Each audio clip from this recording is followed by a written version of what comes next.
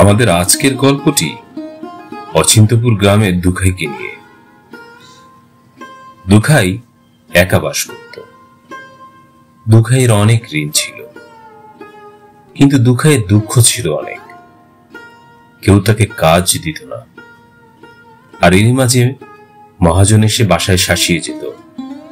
আজ এই মহাজন আসতো তো কাল আর এক মহাজন। কিরে দুখাই, টাকা পয়সা তো কিছুই দিচ্ছিস নে, তোর সমস্যাটা কি বলতো? কাজ করতে দিলে তো কাজ ঠিক মতো করতে পারিস না। টাকা দে। মহাজন, বিশ্বাস করেন, দুবেলা ধরে কিছু খেতে পারিনি, পকেটে একটি টাকাও নেই। কি যে করি? কি করবি সেটা আমি শুনবো কি জন্যে? টাকা পাই, টাকা দে। টাকা নেওয়ার সময় মনে থাকে না? মহাজন, দুহাত করজোর করে ক্ষমা চাচ্ছি, আর কিছুদিন সময় দাও। সময়?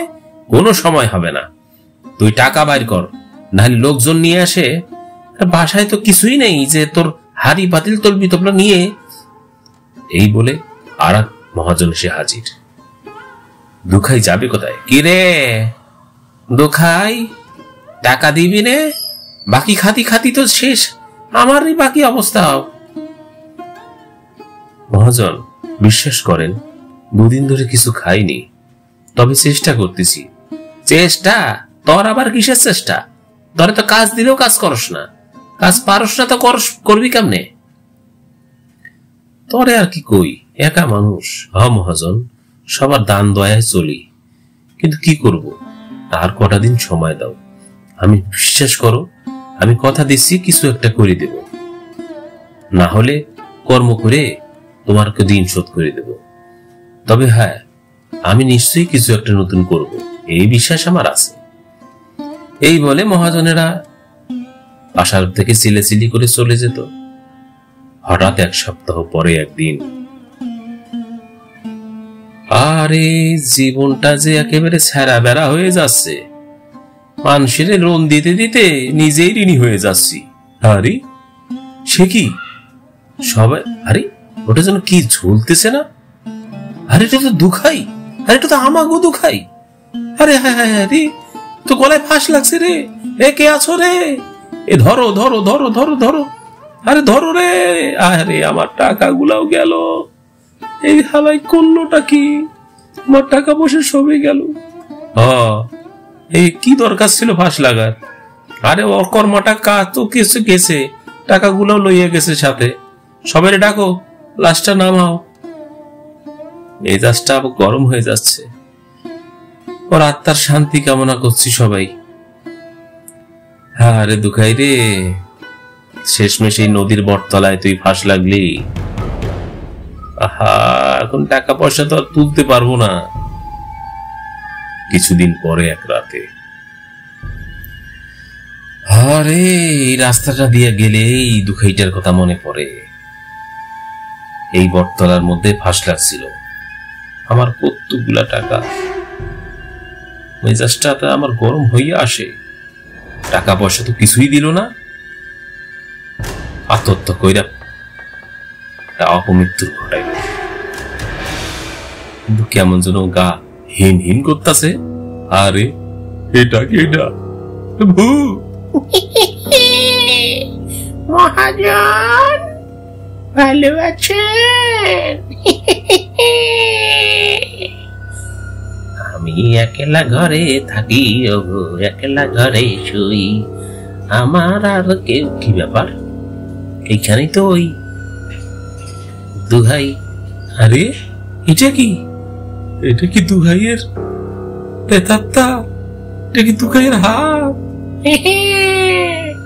মহাজন।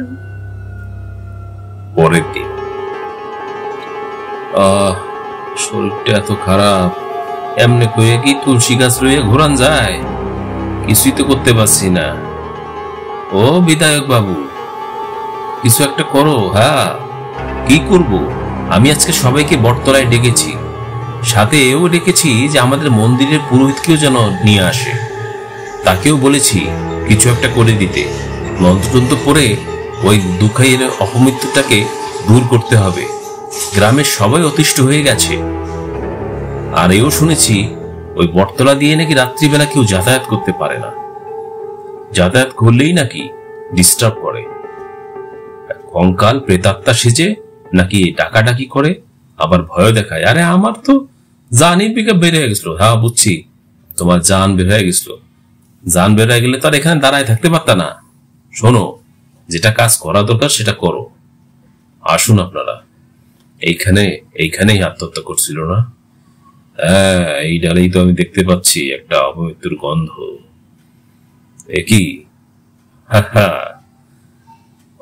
অপবিত্র নারী সেজে আমাকে ভয় দেখানো হচ্ছে। যা, এই ব্যবস্থা তোর করে দিচ্ছি। এই নে, এই যে লাল সুতো দিয়ে বেঁধে দিলাম, এই সুতো যতদিন থাকবে কারো কোনো ক্ষতি হবে না। পুরোহিত বাবু, পণ্ডিত মশাই ঠিক বলেছে। পুরোহিতকে অনেক ধন্যবাদ। ভগবানের কৃপায় যা কিছুদিন তো শান্তিতে থাকতে পারো। হঠাৎ কিছুদিন পর আমার হিয়ার মাঝে লুকিয়ে ছেলে দেখতে আমি পাইনি, আমার হিয়ার মাঝে লুকিয়ে ছেলে দেখতে আমি পাইনি। আরে এটা কি? গ্রামের বাচ্চা কাচ্চারা কি গাছের মধ্যে স্যান্ডেল বাঁধা রাখছে? আরে পোংটা বাচ্চা কাচ্চা, একটার কি পড়াশোনা নাই? হ্যাঁ, মানুষ স্যান্ডেল রাখে গাছের মধ্যে, গাছতলায় বৈশা কত মানুষ জিরায়, আরাম করে। কি যে করে, হ্যাঁ খুইলা দেই।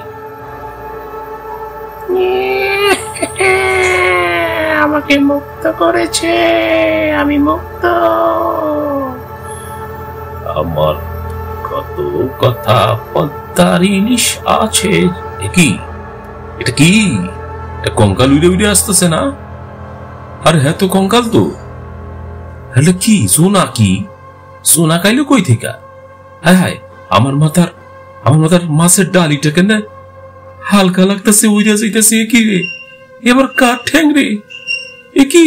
এ তো দোহাই রে, দুগাই রে, আমার মাফ কইরা দে। মাছ খাইনি বহুদিন, মাছ খাইনি, টাটকা মাছ ইলিশ, কি স্বাদ। ও ভগবান!